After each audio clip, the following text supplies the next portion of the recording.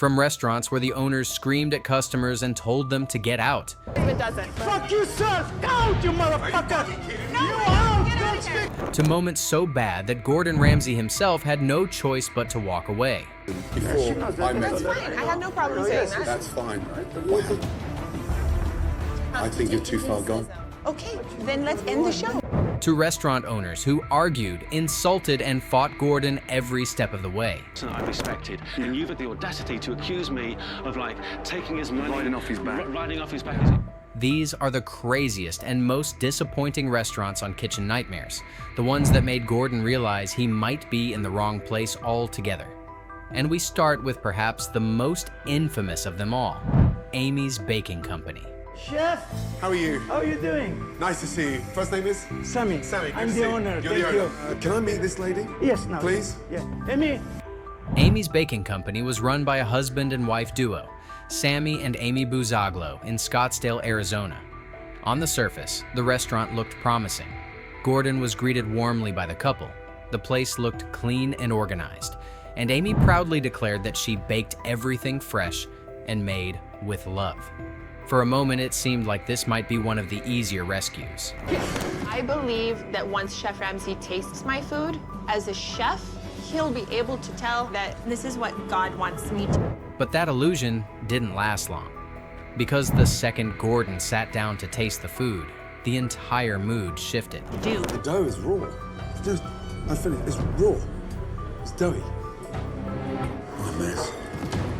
That has to be one of the most confused ravioli dishes I've ever seen and tasted in my entire life. The dishes arrived late, and when they finally hit the table, they were disappointing at best. Gordon's criticisms wiped away the fake smiles, and suddenly, the restaurant's true colors began to show. Am going to really hurt somebody if they send back my cake. Instead of taking Gordon's feedback on board, Amy immediately grew defensive, insisting that her food was good and that Gordon didn't know what he was talking about. Not only do they lash out and swear at customers, I will go tell them to fuck off if my husband doesn't. but they take it one step further and retaliate against them. I hope he eats it, and I just made it really spicy for him. But Gordon hadn't come there to argue, he came to rescue the restaurant. And it didn't take long before he realized just how many things were wrong. From the food to the service to the toxic way the place was being run, it became painfully clear why Amy's Baking Company had earned such a bad reputation and so many bad reviews. A month and a half. Good tips? I don't make tips. Say that again. I make hourly. Serious? You must be the only server. Salmon cake, crab cake, burger. It's overcooked. Gordon tasted dish after dish, and every single one of them was awful. At that moment, he understood exactly why the restaurant had gained such a bad reputation in the first place.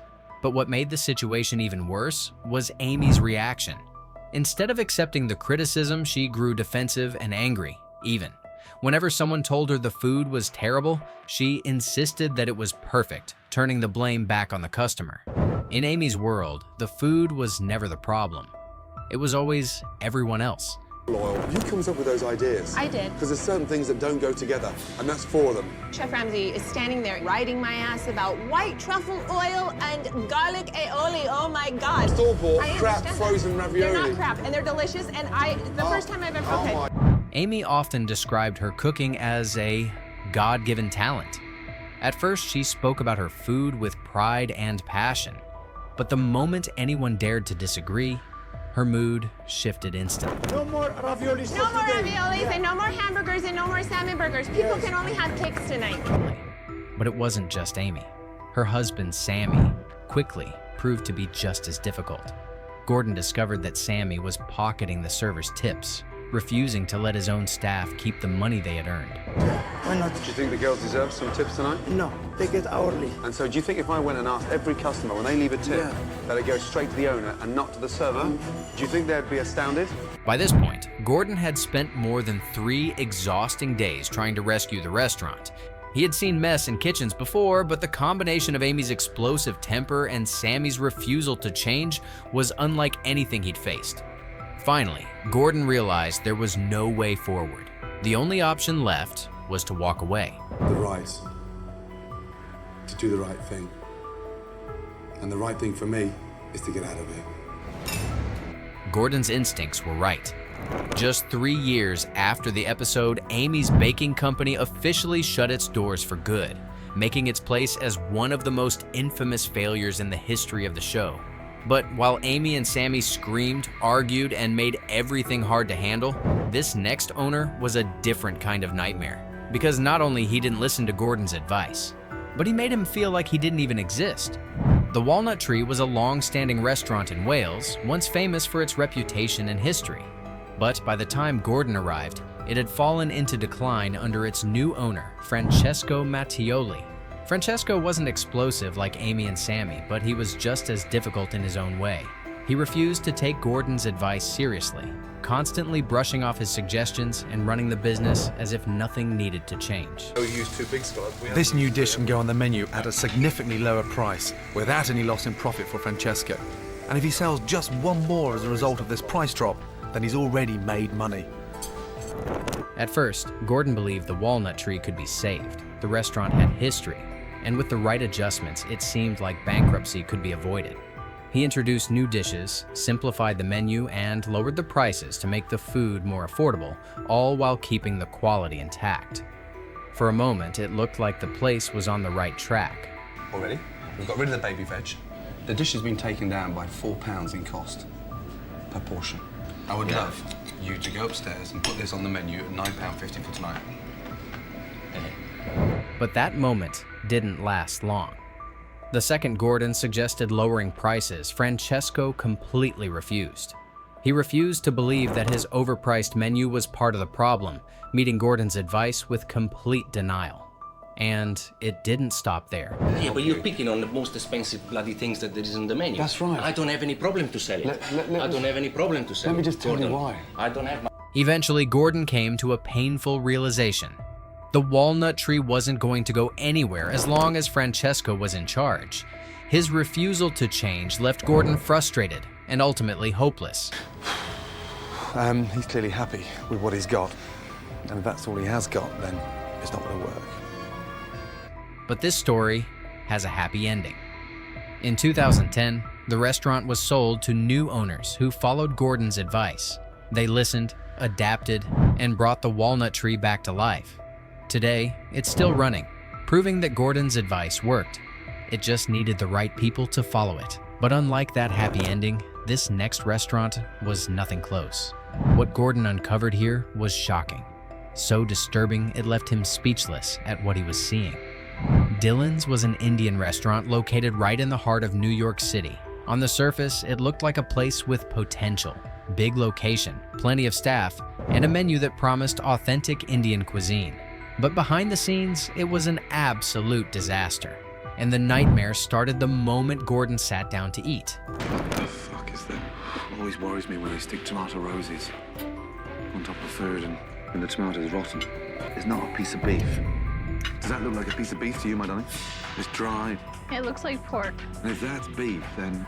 The food he was served wasn't just poorly cooked, it was rotten.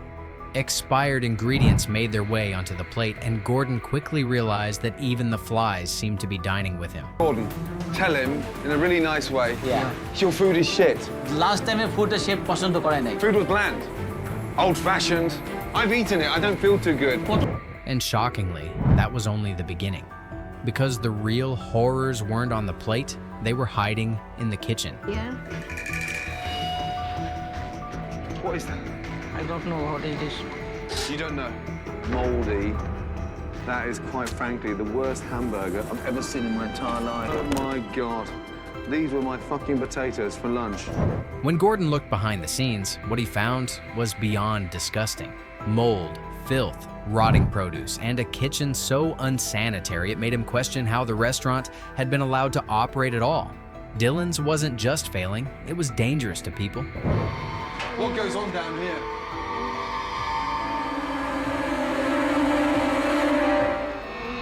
What's that smell? For God's sake! In the end, Gordon and his team rolled up their sleeves and did everything possible to bring Dillon's back to life. They cleared out the rotten food, deep-cleaned years of filth from the kitchen, and redesigned the entire restaurant from top to bottom. For a while, it seemed like Dillon's might finally have a future. Customers came in after the makeover, the menu was refreshed, and the restaurant had a second chance at survival. But it didn't take long before problems started creeping back in. Reviews on Yelp were mixed. While some customers liked the changes Gordon made, others complained that the food was still overpriced and the restaurant was far too noisy. Instead of growing, Dillon's continued to stumble forward, never truly escaping its issues. And by 2009, just 2 years after Gordon's intervention, Dillon's officially closed its doors for good. Another restaurant lost, despite all the effort to turn it around. So from crazy owners like Amy and Samy, to stubborn ones like Francesco at the Walnut Tree, Gordon Ramsay has basically faced every nightmare imaginable.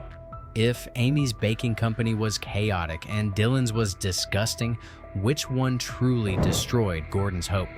Let me know in the comments below.